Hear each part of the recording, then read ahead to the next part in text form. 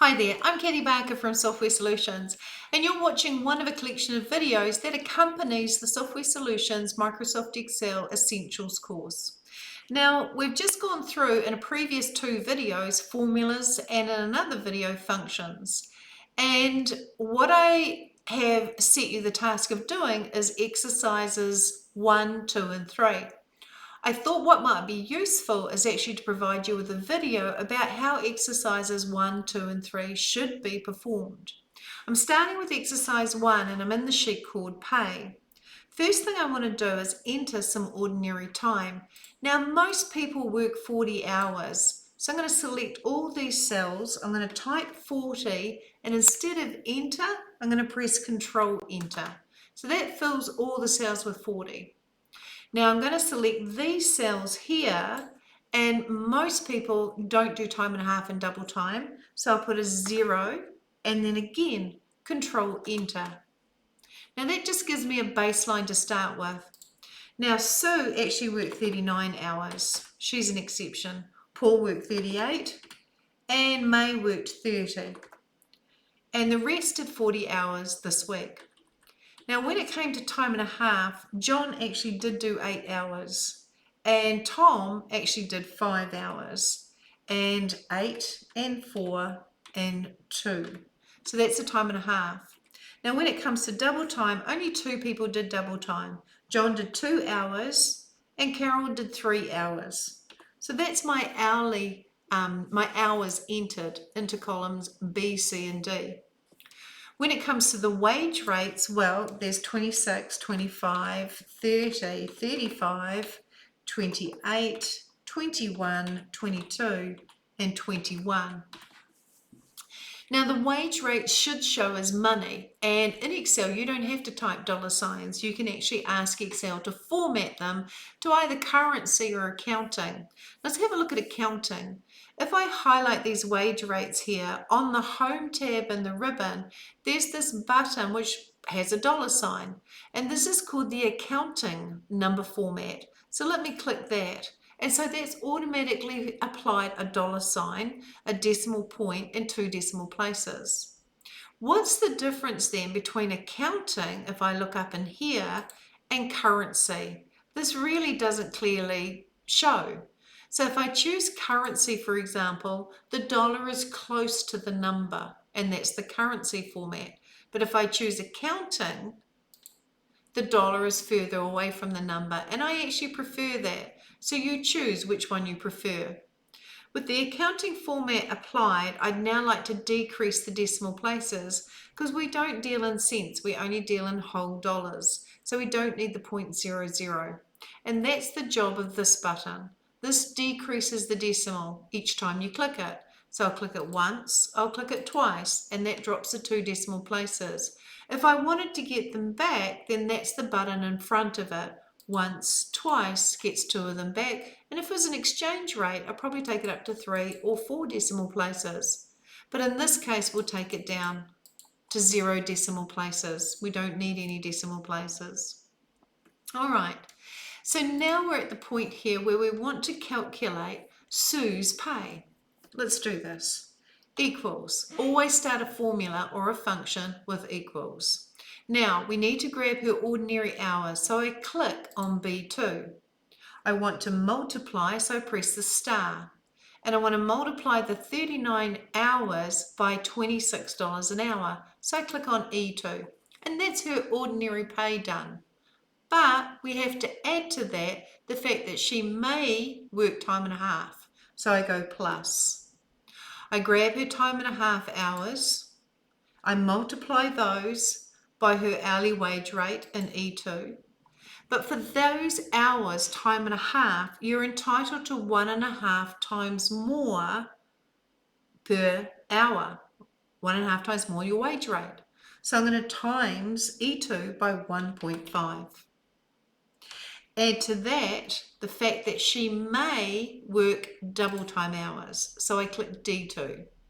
Double time hours times the hourly wage rate times 2, because she's entitled to twice as much per hour for double time. Now when I press enter, that is Sue's pay. Now if I then click on Sue's pay and get the thin black cross, I can drag that down to row 9 because I only want to go as far as row 9, and it calculates everybody else's pay. You do not have to do the formula for each person. You only do the first formula and then you fill it down and it works out everybody else's. So how is it able to work out everybody else's? Let me just control wheel back to zoom back a bit, and let's turn on your show formulas. By showing the formulas, what you can see is as the formula's gone down, every reference to 2 has changed to 3 in terms of cells. Every reference to the cell row 3 goes to 4, 5, 6, 7, 8, and 9. And that is why we refer to cells, so that a formula can relatively adjust that cell reference relatively as it goes down. Whereas if we'd gone 39 times 26 plus 0 times 26, the pay would be the same for everybody. Instead, we refer to the cells, and then the cells are relatively adjust. And then I will just turn off my show formulas. So that's the pay organized. But our job is not done. Let me just hold the control key and wheel forward to zoom in. What I now need to do in F10 is I need to total or sum all of those pays. And that requires equals SU, the sum function. I'll double click sum. And now I select, just by swinging, F2 to F9. And it will sum F2 to F9 as soon as I press enter. So the total amount of money we need in the bank in order to pay everybody is $9,067. If I want the average pay so that people can complain if they're being paid below average, is equals AV. I'll double click average and then I'll swing from F2 to F9. When I press enter, the average pay is 1133. So those being paid below 1133 are being paid below average and may choose to complain accordingly. What is the maximum pay? Because that might send out alarm bells. Equals M, double click max, and then highlight the pays. The largest pay going out this week is $1,400. And if I have a look here, that's John. So I might even colour him a different colour. What is the minimum pay, the smallest pay? Equals M. Double click min and then swing over the pays again. And the smallest pay is 903, which is Peter. So I'll colour in Peter as well. Then I want to count the number of pays, equals COU. Double click count and select F2 to F9. And as soon as you press enter, it says there are 8 pay packets going out this week. So that's an example of formulas and functions. If I hold the control key and wheel backwards just to reduce it a bit, and then turn on my show formulas button, I can see as I click on each formula that they're all looking at F2 to F9, which is correct. And I can see my formulas going down here as well. And I can turn off my show formulas. The other thing, of course, you can do if I zoom back in, is you can select this group of pays and check down here. The sum is 9067, correct. The max is 1400, correct. The minimum is 903, correct. There are 8 pays and the average is 1133.38. So that's another way of auditing and double checking the values in the spreadsheet. So that's the first exercise complete. But what if we wanted to do the pay for the next week?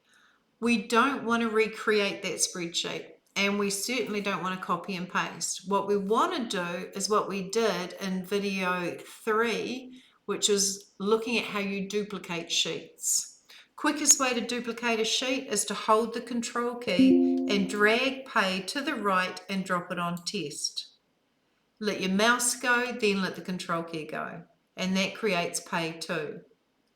In the second week, maybe nobody worked time and a half and double time. So I'll select all of these cells. I'll type 0 and press Control Enter. And immediately all the pays have dropped. In fact, if I go back to pay, I can see last week it cost us $9,067. This pay is costing us $7,884. So immediately we've made nearly $2,000 worth of savings. These numbers here should all be set to 40. So I select the cells, I type 40 and I press Control Enter. So everybody in pay 2 worked 40 hours and no time and a half and no double time. And everything just recalculates as a result. This is no longer my highest. So I will put the background color to no fill and the background color here to no fill. And if I wanted to, I could turn around and highlight this as my highest, which is May, and I could highlight these two as a tie for my lowest, which is Carol and is Peter. But what if we wanted to create a pay master? Then all I'm going to do is duplicate this shape. Hold the Control key, drag pay 2 to the right, and maybe I'll double click its name, press the right arrow, take off the last 3 characters, and call it Pay Master. My master, I just want it to be sitting there, and I can then duplicate it each week and call it week 1 or week 2 or week 3, whatever the case may be. My master will pretty much just stay as this. I could set this all to zeros if I wanted to. 0, Control Enter. And now my master is just sitting there. So you've almost like made a template called Paymaster, which each week they can make a duplicate of just by control dragging and then start filling in the ordinary time, the time and a half, the double time, even change the wage rates if they want to, and everything will just recalculate. And that's the beauty of a spreadsheet. Come back for the next video and I'll show you how to do the second exercise. Like or subscribe.